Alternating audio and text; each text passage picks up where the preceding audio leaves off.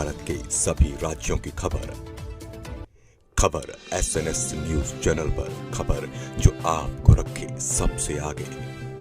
नमस्कार, मैं विशाल पटेल। खबर SNS टीवी में एक बार फिर से आपका स्वागत है।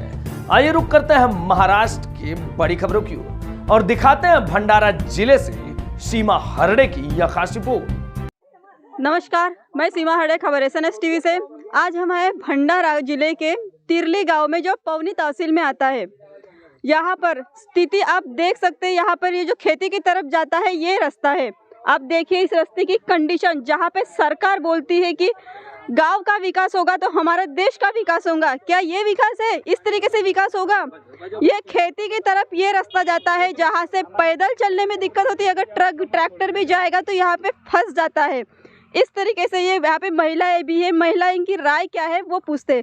काकू, हा जो रस्ता एवढा इतका खराब आहे, तर काय म्हणाल तुम्ही? काय म्हणाल म्हणजे आता मुलं जातात, बाळ जातात, शेतकऱ्याला जाता नाही येत, ट्रॅक्टर नाही जा, फसते तेव्हा कोटी आपण गवताचे भारे आणतून किंवा लाईन राहिली तेव्हा नाही राहिली तर शेतकरी शेतावर जाते, तर कशा यानं जावा? हे सुधारणा पाहिजेत ह्या रोडाची, कसे पाहिजेत ना जी। अभी तो ठीक, खैर सूरज नारायण है, तो ये बारिश का समय जब रहता है तब यहाँ पे पूरा कीचड़ रहता है ना, पैदल चल सकता है इंसान, लेकिन रात के समय जब किसान यहाँ पे पानी देने आता है अपने खेतों को, तो कितनी दिक्कत होती होंगी आप सोच सकते हैं इस रोड की कंडीशन देख के। काकू, काय म्हणाल तुम्ही? धानाबद्दल बोला। बाबा, आमच्याकडे शेती आहे, शेतीमध्ये आता उत्पन्न बरोबर नाही, आम्ही का करावं या शेतकऱ्यांना? आणि मुलांचे शाळा आहे, शिक्षण आहे, कशाने का आम्ही काम करावं? अच्छा, तो तुमच्या पण धानाची फसल खराब झालेली आहे का? हो, कारण की नुसतं पेरवा आहे आमच्या इथं, पेरवा आहे तर मग किती तिथं पीक निघेल? आमची पूर्ण पैसा निघणार नाही पूर्ण।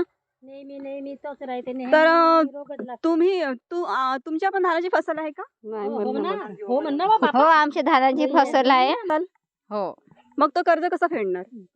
कसा फेडणार म्हणजे आता धान होतील, उत्पन्न होईल तर फेडून, नाही तर मग कशाने फेडून? जी, यहाँ पे इनके मायूस चेहरे दिख रहे हैं। इन्होंने धान की फसल धान रुपाई की बैंक से कर्जा निकाल कर, लेकिन धान की फसल ही खराब हुई। ऊपर से ये रोड, सबसे बड़ी दिक्कत तो इस रोड की वजह से है। ये जो खेती की तरफ जाता है मेन रास्ता, सरकार बोलते हैं विकास करो, क्या इस तरह से कैसे विकास होगा? जब खेती की तरफ जाने के लिए रोज की कंडीशन ही ऐसी रहेगी तो किसान कैसे खेती कर पाएगा? हर तरीके से किसान घिरा हुआ है, हर समस्या से। बैंक से कर्जा निकालता है तो फसल अच्छी नहीं होती, रोड की कंडीशन इस तरीके से है, तो किसान ऐसे में क्या करे? ऐसे कई सवाल है। और यहाँ पे काफ़ी महिलाएं भी हैं।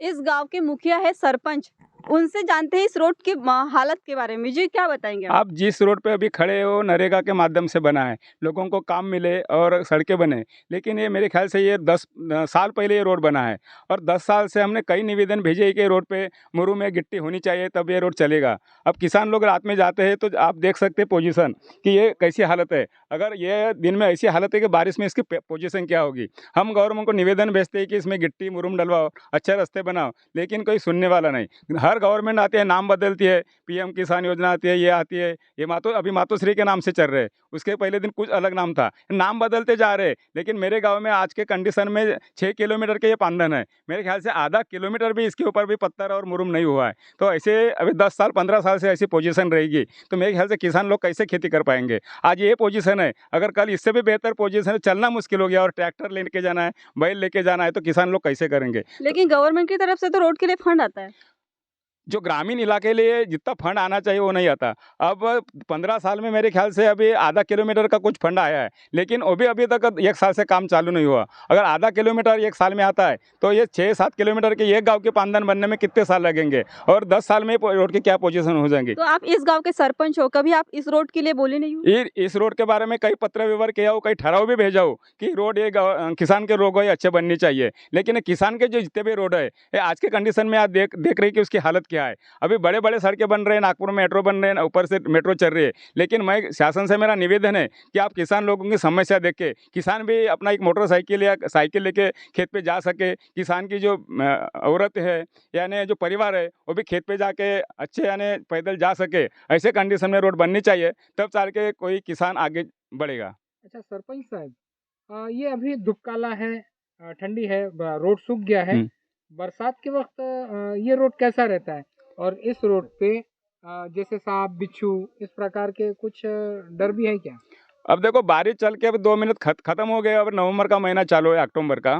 तो आप बारिश में जब जून जुलाई में आएंगे तो यहाँ पैदल चलना तो मुश्किल है। अगर यानी चलने साइकिल तो छोड़ो, पैदल ट्रैक्टर कैसे जाते होंगे? आपको पोजीशन समझ, यहाँ पे इतना पानी रहता है। अगर इतना पानी में ये लोग कैसे चलेंगे? और लाइट की लोड शेडिंग में लाइट 12 बजे आती है। आप समझोगे रात के 12 बजे आप खेत पे जाना है, खेत देखना है, तो लोग कैसे करते होंगे? तो मेरे शासन से निवेदन है कि आप जितना सिटी में फंड बांट रहे हैं तो कम से कम उसका आधा फंड गवर्नमेंट ग्रामीण में दे और ग्रामीण को, किसान के जो सड़कें अच्छे बनाए।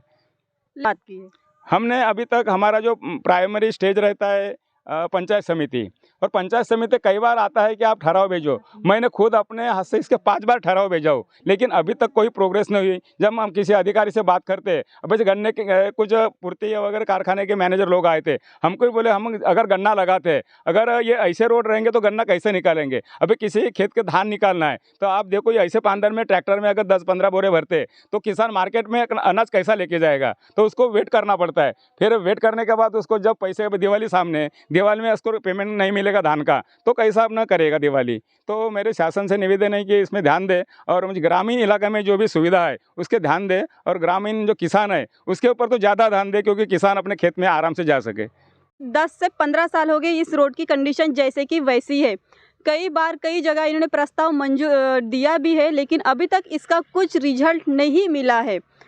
इसकी कंडीशन इतनी ख़राब है, रोड की कंडीशन, कि हम खुद यहाँ से हिल नहीं पा रहे, आगे नहीं चल पा रहे। तो ये महिलाएं जो खेत पे जाती है, कभी कभी अपने बच्चों को भी साथ में लेके जाती है छुट्टी के दिन, तो वो महिलाएं कैसे खेत में जाती होंगी? अब धान की फसल, धान जब काट के खेत में जब पिसाने के लिए गाड़ी लानी पड़ती है खेत पे, तो इस रास्ते से गाड़ी कैसे आएगी?